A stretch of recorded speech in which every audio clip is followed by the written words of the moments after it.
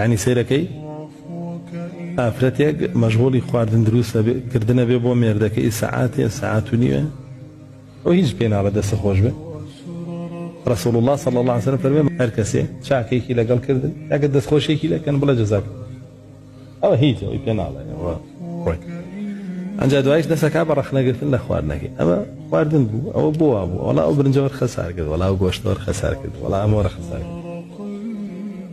رسول الله صلى الله عليه وسلم ڕەوشتی وانە بوو لە بەرامبەر خواردنە بی خواردایە خوارد نەشی خواردایە لێگەڕە نەیوتەوە کەی خواردنەوە ئەوکەی ئەوکەی ئەوەی نەبوو.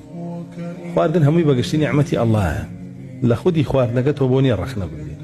ئەگەر یەکێکیش خۆی ماندوو بکا و حازری کا بۆ تۆ ئامادەی کا و بۆت بهێنێ بەرز لەو ماندوو بوونەی بگری ئەگەر حەزیشە لێ نەبێت مەیشکێنەرەوە وەکو دەستخۆشیشی لێ ناکەی.